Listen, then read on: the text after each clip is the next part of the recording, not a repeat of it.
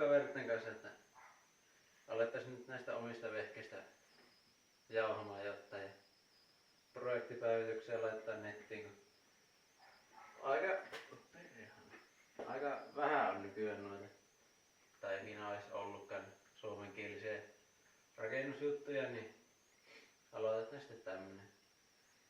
Mulla nyt on varmaan itse esittelen ekana tämä vehke, eli tämmönen vanha taksi, luultavasti 81 vuosimalli 123 240D voimanpesäinen. Ajettu 500 000 tai joku 570 000, ainakin muistaakseni. Tää mittarista näkyy ja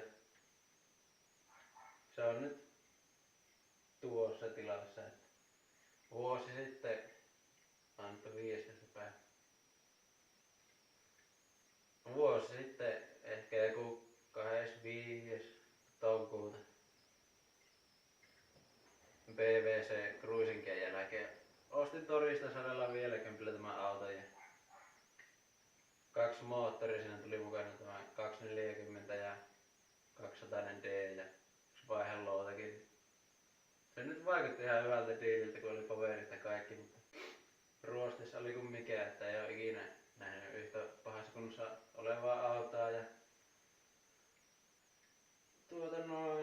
sitä ei tullut hitsattua se vuosi, no ei, ehkä joku 9 kuukautta ja nyt se on ruosteita ja tälle hiontavärit ja pohjassa on kaikki valmiina ja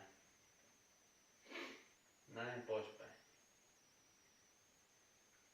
Sittenhän niin sanotusti virityksen kannaltahan tämä oli aika munkki tämä koko auto, että tuossa 240D:ssä on jo isommat ja jääkemmät nuo jouset ja kallistuksen vakkaita, niitä ei tarvinnut alkaa sitten vaihtamaan enää isompia. Mitä sitten jarruista, niin tähän muuten on. Takajarrussa tuolla on vakiot. Levyt tulee uudet, mutta nekin on sitten ihan vakiokohdasta. Ne on tarpeeksi isot tähän käyttöön. Ja etujarrussa tuolla on sitten facelifti 300 se 124 satulat. Lukaksin kanssa ne oli. Muistaakseni niitä tuolla pyllyssä on ja en tiedä miten toimii, mutta on ainakin isot, että pitäisi katsurille kelevata. Eteen tulee sitten nuo 126 jäähdytetty levyt, että ne pitäisi olla ihan bolt. On ainakin mitä on kuullut. Että satuloihin pitää tehdä nyt adapterit, mutta siinä ei pitäisi kauan nokka tuhista. Sitä nyt. Eli alusta on nyt kaikki uutta melkeinpä. Iskarit ja se ei ole uusittu, mutta ei niitä tarvinnut. Kaikki on putsattu ja maalattu uuteen uskoon. Täällä nyt on kaikki muut härpettimet. Ohjausimpukka ei ole vielä maalissa. Katson kohta. Sitten takana täällä on vanhat levyt vielä, mutta siinä kans.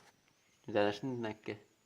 Perää pitäisi ottaa vielä irti ja laittaa Stefaat tänne taakse alle.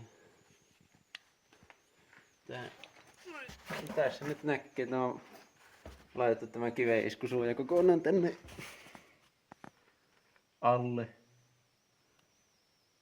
Vaikka tästä ei nyt mikään talviauto tuukaan, mutta kuitenkin niin kuin, että jos haluaa sudittaa talvellakin, niin onnistuu. Ei pitäisi ruostaa ihan heti uudestaan. Helmat on kanssa.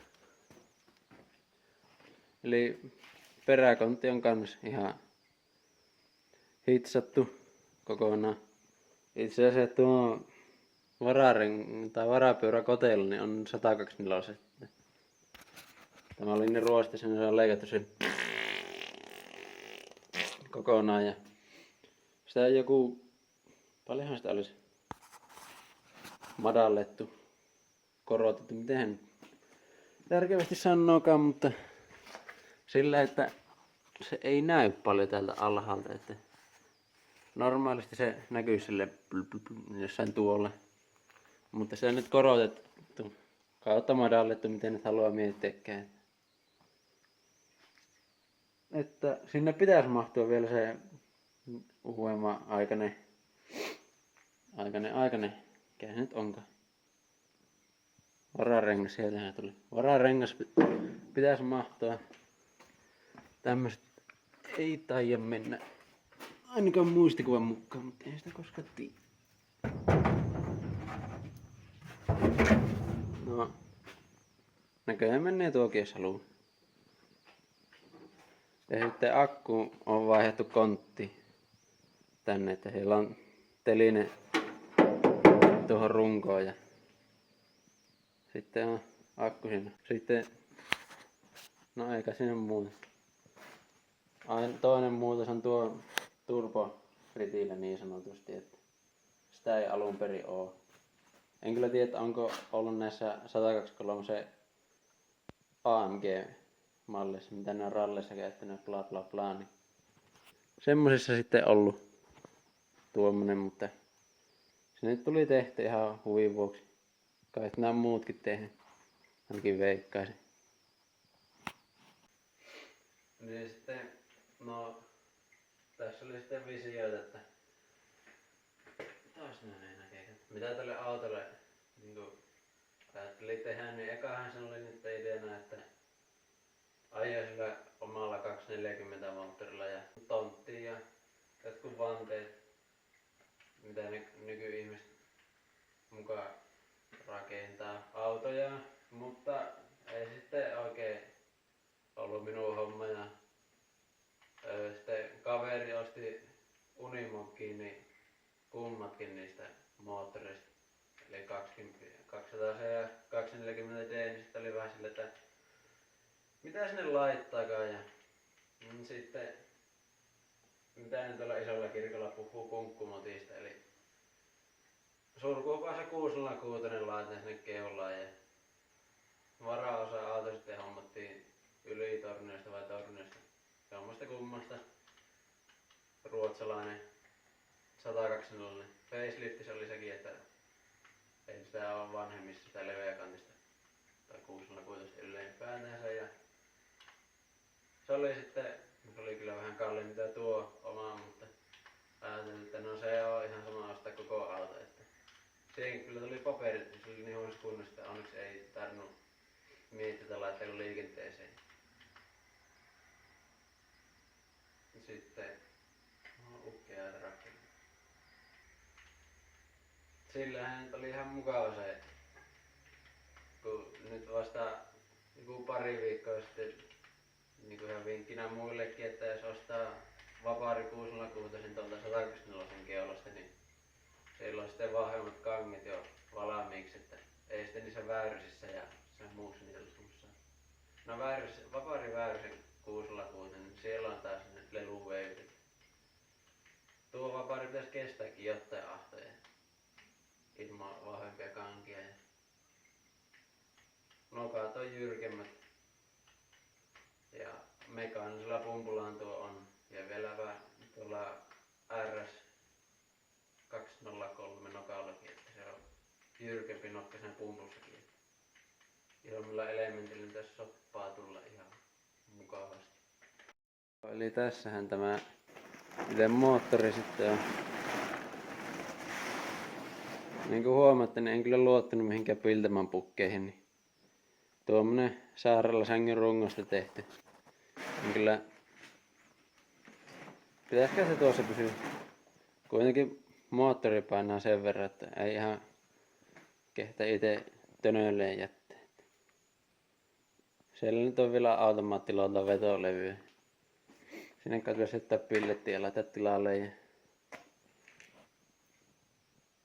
siinä on tuo oma pumppunsa, mikä pitäisi vielä sitten jonnekin lähettää vietäväksi, että ei itse oikein kehtaa alkaa summamutikassa vaihtele elementtejä tuonne. Että saattaa vielä motti sulla sen takia. Että joko jonnekin dieselmeekkinille tai sitten jollekin vähän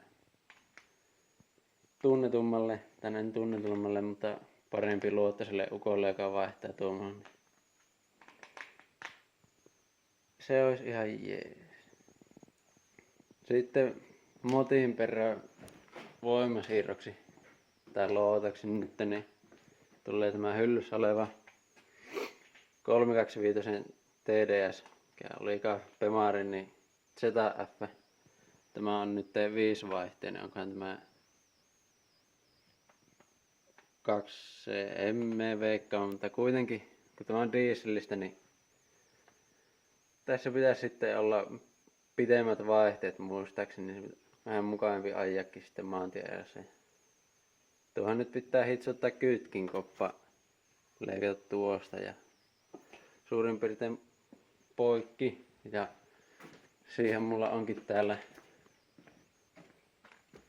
tämmönen surkuhupaisen näköinen 124 tämmönen 4-vaihteinen. On muuten toimiva peli vielä. Että ihan, no olisiko se kokeilla tuollakin, että kuinka monta sekuntia se kestää koneen perässä, mutta tuosta tuli sitten kytkin koppa. Tuohon toiseen looteen. No nyt ukin vanha Mersun ruorikin tuossa oli sitä sanoa.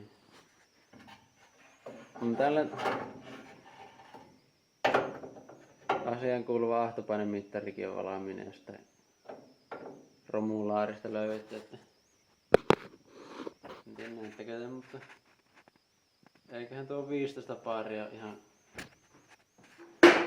hyvä määrä. Että, no jos ette vielä tajunnut, niin kuka nyt ajaa vapaari 606. Kyllä tuohon pitäisi joku etana laittaa. Että kattoo sitten. Tän on